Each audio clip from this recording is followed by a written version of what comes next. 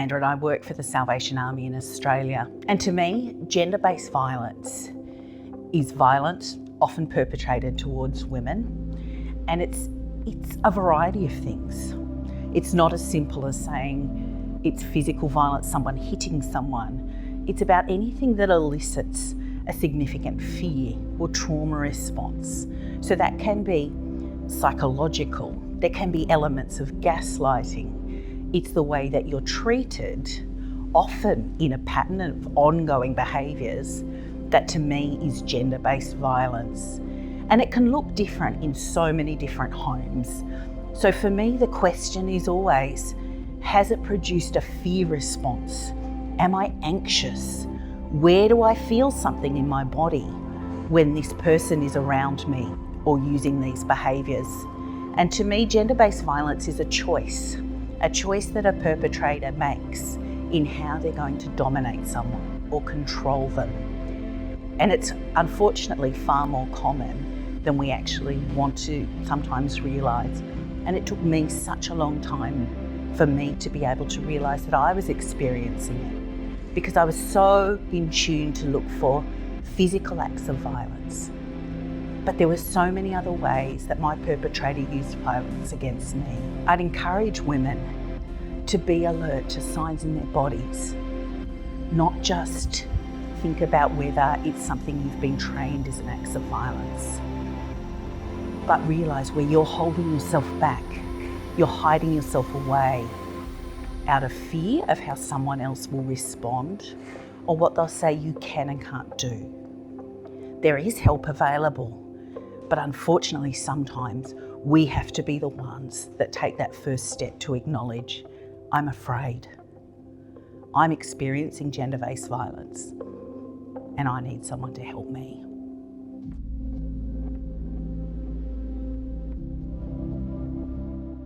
My name's Amanda and I work for the Salvation Army in Australia. And for these 16 days of activism against gender-based violence, I'm sharing with you my experiences of one of the most challenging parts of leaving an abusive relationship. For me, it took a lot of work to be ready and able to leave. There was definitely so much work in that. But where I guess it became really difficult for me was that period after I left, when the supports began to dry up and I was on my own with my children, trying to face what I now understand to be post-separation abuse. And that ongoing abuse that continued even when I was in a safe home and feeling more secure in myself. That's when it became most difficult, because then I had to draw on what I'd learnt and what I'd managed to grow in that time, but also begin to build a community around me. And I realised at that point how isolated I was. And it was then that I actually needed probably even more support, because the process of rebuilding, restoring and healing from the trauma takes quite a long time. And that's where I would encourage other people to make sure they're supporting women who have left a gender-based violent relationship, but also for those that are in the process of leaving or have left, to realise that it is normal. It's not normal to experience post-separation abuse, but it's normal to need help and support. And that's a time you also need to name the abuse that you're experiencing, and that you don't need to just put up with it, and that you're able to get the supports that you need to be able to grow through it and rebuild your life with strength and dignity. Kia ora tātou. We are working through the 16 days of activism against gender-based violence. And as we do that, we're wanting to give you resources and highlight various groups working in our territory to help women and children affected by this issue. One of the groups that we're wanting to highlight this year is Shakti. And this is Marianne from Shakti. She manages Shakti's work in Hamilton. And if you haven't heard of Shakti and you perhaps don't know what it is about, Marianne, would you like to just give us a bit of an overview? Shakti is a national organization that supports Asian, African, and Middle Eastern women to live violence-free lives.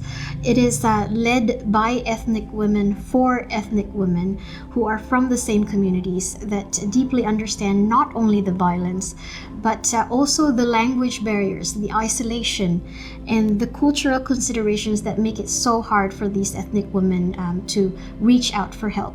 And I know when we had talked earlier, some of those things I'd thought of for women coming to New Zealand, yes, that it's a new culture, it's a new language, that kind of thing could be very isolating. Something I hadn't thought of that you mentioned is that for women coming along with a visa, their husband's visa, for example, there's a whole level of fear. If you're going to leave your husband because you're in a dangerous situation, are your children going to be able to come with you? What are your legal rights if you're there on your husband's visa? Definitely. So one of the specific types of abuse that are experienced by migrant and ethnic women is the fear that their immigration status will be taken away as it's reliant on their husband's visa. So they could be coming into the country with a partnership visa, and they're fearing that if they leave the relationship, then they have to go back to their own country, and maybe they have to leave their children behind. Yeah. And also if they leave, then they won't have access as well to some services that are easily available to everyday New Zealanders, such as, for example, someone who is not a resident. They don't have access to subsidized GP care, or something. Like if you are pregnant and you're thinking about leaving your relationship, then those sorts of questions play into your mind. I can't afford anything. Everything is reliant on my husband. So it really does make it a lot more complicated. It makes these women that much more vulnerable because of these things. So tell me about some of the actual work that Shakti does. Like there's a work like with legal support around those visas. Shakti was actually had a big hand in the establishment of the domestic violence residence visa in New Zealand. There were situations in the past where an ethnic woman would have been married to a Kiwi partner, and they experienced a lot of physical abuse and need treatment in the hospitals in New Zealand, but they weren't able to get the treatment, and they had to be sent back home in a critical condition because they didn't have the visa status. So since the establishment of that domestic violence work visa, so women are able to apply for this special status, which would allow them to stay in the country and get additional forms of support. Yeah. And that just is a huge factor that could be the difference in them deciding to take this safer route for them and their children. Such important work that for a lot of us it wouldn't have been things that we've even thought were necessary, but I'm so glad you're doing it. And we're filming this over in Tauranga today because we're celebrating the 30-year anniversary of Shakti's work in New Zealand. So you've been doing this for 30 years, so it's very cool. So happy birthday to Shakti. Kia ora tātou.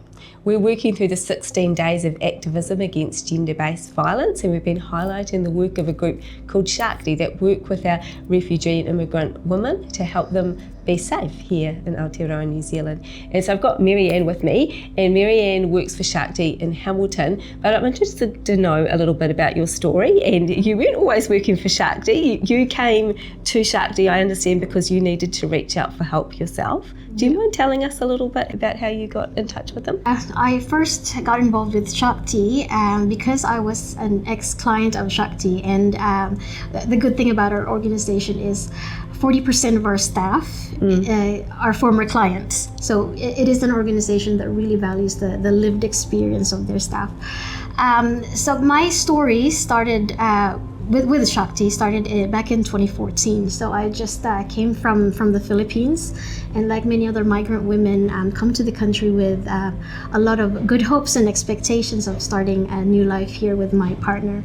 And we lived in a really rural area that was quite beautiful, but very isolated. It was 3 hours for me to walk to the town. The abuse that I experienced started just verbally, and I would often try to walk off, get some space. But in one particular time, I had when he was away from work, I decided I just wanted to go back to my own country. So I called up a taxi and asked him to take me to a hotel down the road.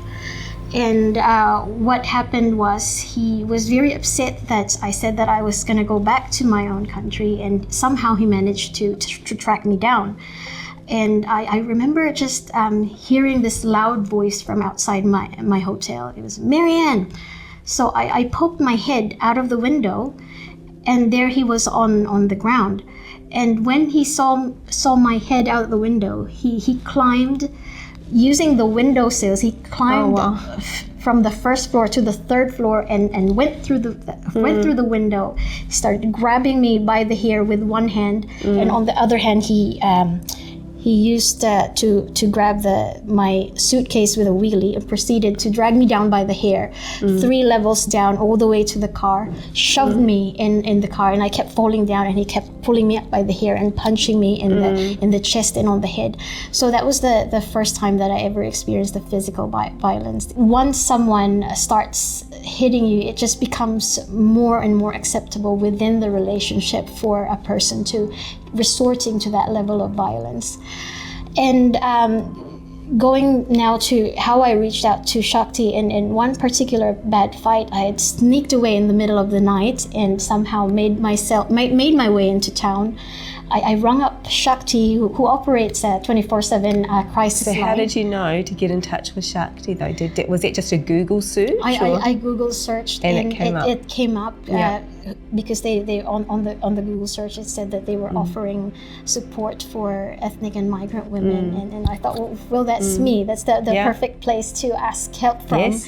And I didn't feel safe enough to call from my home because he could return at any minute, or I just needed to somehow make it out of the home and call them for help. And then when I told them about what I was experiencing, they drove down to come pick me up.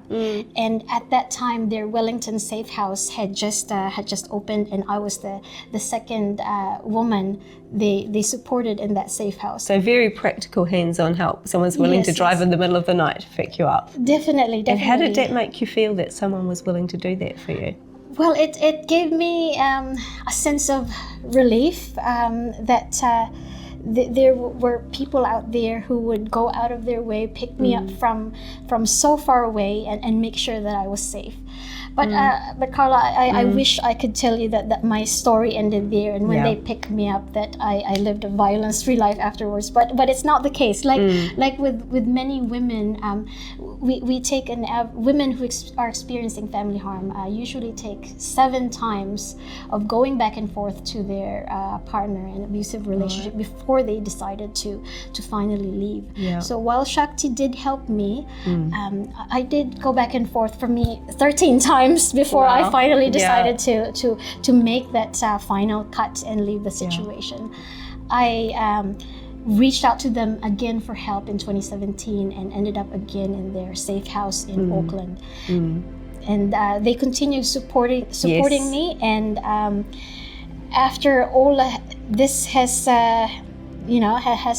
done, all this is finished, I've come back to them as a social worker, got my degree, and now I'm one you went of and their studied. staff. Yeah, it's so cool that you can then be in a position to help women who were in the same position you were. And I think that's a very helpful reminder that it's not like you leave once and you're done, that it's an ongoing process, and it's complicated, isn't it? There's lots of things to consider. Very complicated, and I do wish to give that message. If you are supporting a woman who is experiencing domestic violence, please don't give up on them, because they will feel a lot of shame in reaching out for help, especially if you've already helped them once, twice, 3 times. They might feel like, oh, it's embarrassing that I'm going to reach out for help again. What if they get tired, or they've already told me so many times, but I still went back to my partner. So please be patient, and everyone is in their own journey. And have faith and hope that eventually they'll be able to make the good decisions for themselves and their children. That's a good reminder, never to give up on people. Yeah. Thank you for sharing part of your very personal story.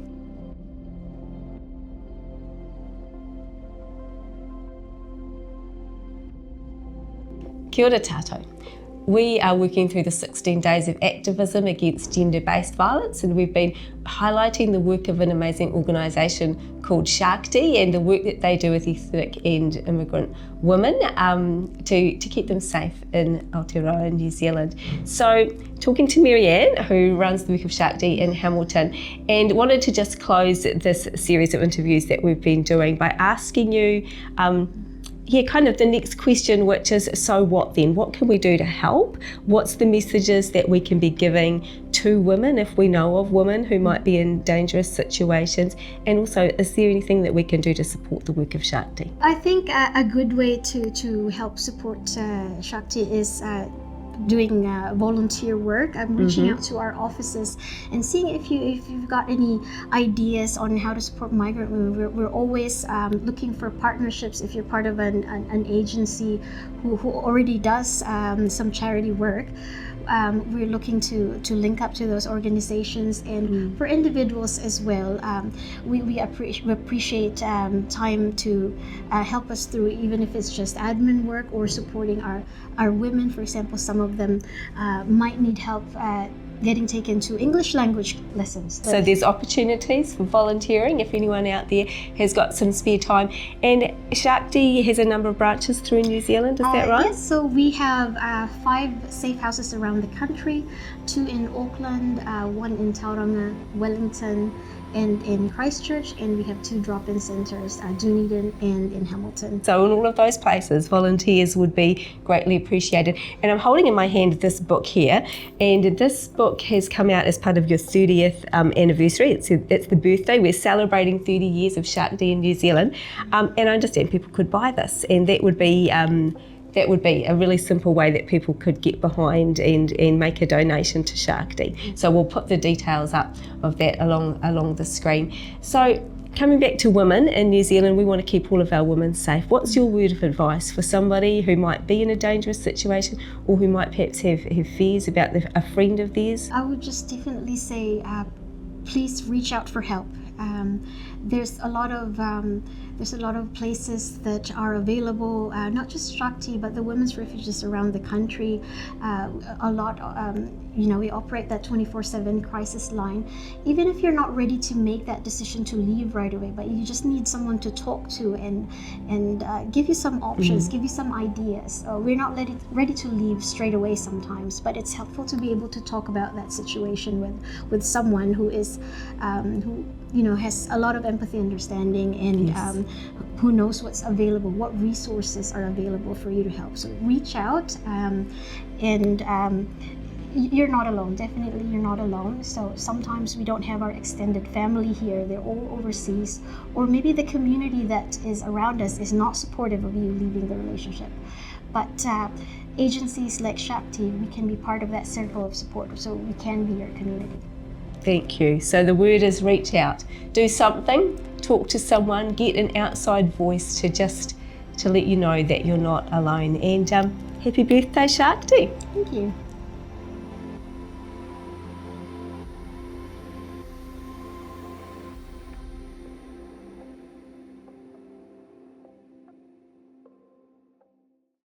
Balavanaka. I'm here with Lieutenant Karen today from Fiji, and we're talking to Karen because we are currently working through the 16 days of activism against gender-based violence. And Karen, this is an area that you work in, so would you mind just telling us a little bit about what you do in your role? Balavanaka. I am Lieutenant Karen. I'm also the manager for one of our safe houses here in Fiji. So I manage the Suva Family Care Center, and we work to support survivors of domestic violence and their children.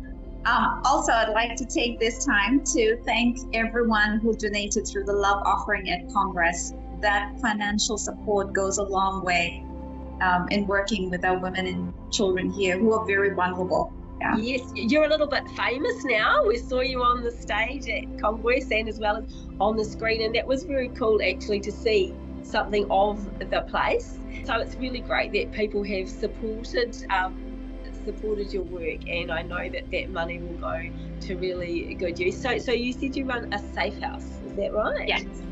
Yeah. Do you want to just tell us a little bit more about that and like how the women come to you and how you support them going forward? So once the survivor's in our care, we journey with her based on what her plans are for her life.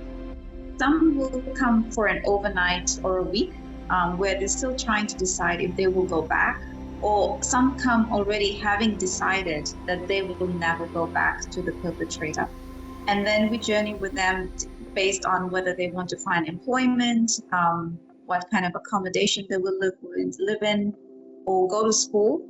And then based on that, we do paperwork and we just support their journey until they're okay to leave. Yeah. So it's a whole wraparound thing. It's cured for the whole person. One of the newest things that, I've just been studying is becoming a child-aware service. So all this time we worked with just the moms. The kids just come and just, they're here. We feed them and we take care of them. But moving into a space where we're more intentional about taking care of the children. So we, talk to mom. We don't talk to the kids themselves with, stuff like this because of age and child protection laws. But talking to mom about how's the parenting going, how's her bond with her children, and trying to identify the children's individual needs as well. Otherwise, what I have seen is sometimes the eldest child starts carrying the load. Their mom's emotional walking stick. Yep. And we just take care of mom, and the kid's just good and just there and supportive, and we're like, great kid. But realizing that child is not supposed to be doing that. So that's the space that we'll be moving into. Yeah, that sounds like a very important thing to be aware of. Well, thank you for your work, and we're glad that we got to learn a little bit about you now, but also what we saw at Congress, and thank you for what you do. You're welcome.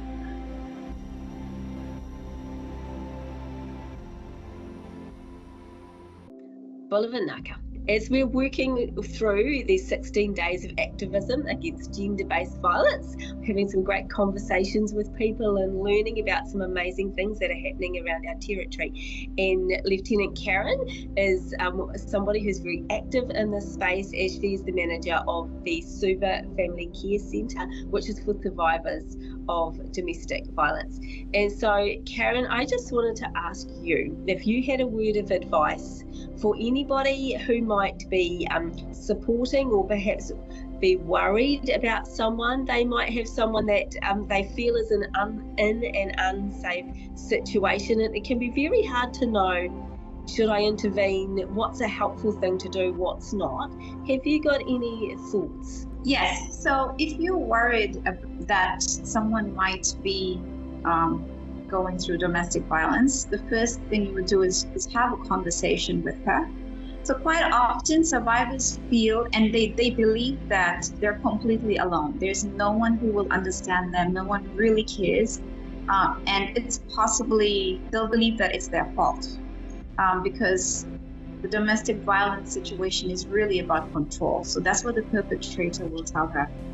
So the first thing I would say is just have that conversation with her and see where she's at.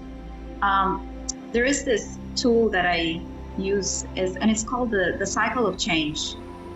Now, when you speak to the survivor and she underplays the violence, then she's probably at what we'd say a pre-contemplation stage, where she knows that what is happening to her is not good, but she is not really willing to talk about it or to do anything about it. At that stage, I would say, as a friend or family, just be there for her. Just listen to her, support her, don't judge her, don't push her, just be there. And then as she progresses, if she does, because some don't, and when she starts contemplating, should I leave the situation, that is a good time to start sharing information. Tell her where she can go. Tell her that she could go to the police or to the counseling center or to the Salvation Army safe house. So starting to share that information, but at the same time, again, don't rush her because this is a big change. And when she starts preparing to leave, she says, I'm going to leave. offer her practical assistance because she will need help to escape. The very practical of, do I call you a taxi? Do I come pick you up? These are the documents that you can take with you, but just starting to get real with the practical assistance.